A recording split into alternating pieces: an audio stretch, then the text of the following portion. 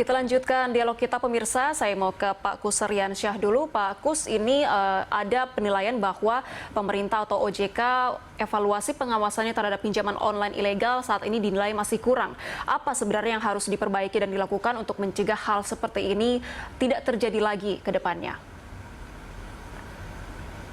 Baik, kalau menurut kami pinjol ilegal ini memang sulit masih dikontrol karena memang tidak ada landasan hukum bagi aparat hukum untuk bisa betul-betul dengan tegas dan tuntas untuk menghentikan operasional dari pinjol ilegal ini.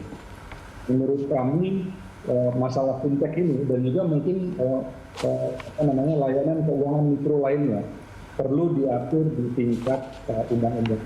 Saat ini sedang ada diskusi dan persiapan terkait undang-undang sektor jasa keuangan. Jika fintech ini bisa dimasukkan dalam satu artikel di sana bahwa yang boleh menjalankan usaha fintech ini hanya fintech yang berizin OJK atau Bank Indonesia, maka tentunya akan banyak isu terkait dengan beroperasionalnya fintech pinjol ilegal ini bisa teratasi.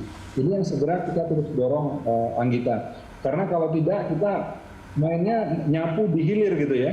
Nyapu 1-2 masalahnya diberesin tapi kita nggak terbendung.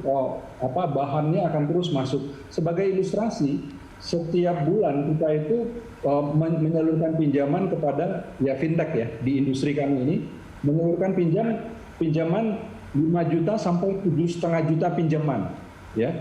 5 juta sampai 7,5 kepada 5 juta sampai 7,5 peminjam. Jadi besar sekali ya, dengan tiket size yang kurang lebih 1 juta itu sangat besar dan dilakukan dengan menggunakan teknologi secara masif. Jadi masalahnya memang case-nya besar dan itu dari kami yang terdaftar dan berizin OJK.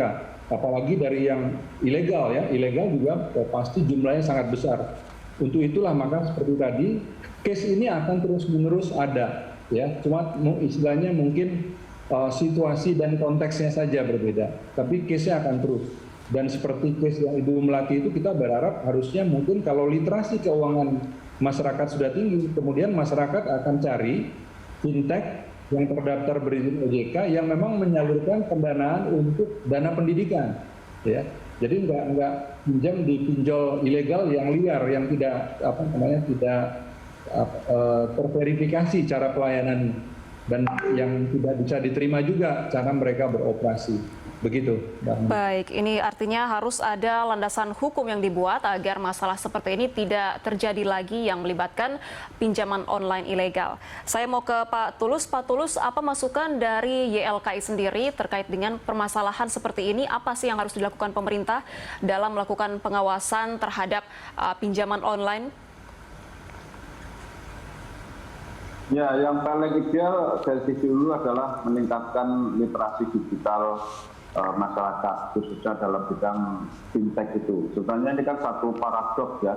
Di satu sisi kita itu euforia dengan era digital, tapi sebenarnya masyarakat ini belum siap dengan era digital, khususnya yang berbasis finansial teknologi, sehingga akhirnya muncul penumpang-penumpang gelap baik dari sisi pelaku usahanya atau juga dari sisi konsumennya, ya, karena konsumen dalam hal ini sebenarnya juga sangat tidak mengerti terkait dengan mekanisme terkait dengan masalah proses pinjam meminjam, karena pada dasarnya kan masyarakat hanya butuh uang yang cepat tanpa mengetahui mekanisme pengembaliannya, tanpa mengetahui bunganya, tanpa mengetahui siapa yang memberikan pinjaman dan segala macam.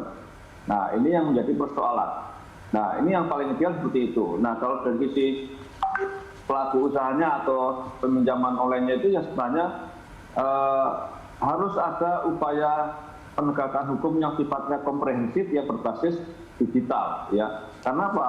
Kalau digital dilawan dengan konvensional ya tidak bisa, ya. Dan OJK, Kominfo dan pihak-pihak lain Satgas Investasi tidak boleh lelah, ya. Karena ini resiko dari kita membuka keran digital sebesar-besarnya, maka juga upaya-upaya itu juga sama masifnya dengan upaya digitalisasi itu khususnya di bidang ekonomi. Jangan mau menangnya sendiri mengambil manfaat ekonomi, tapi tidak se ekstrim dalam upaya pelindungan konsumen.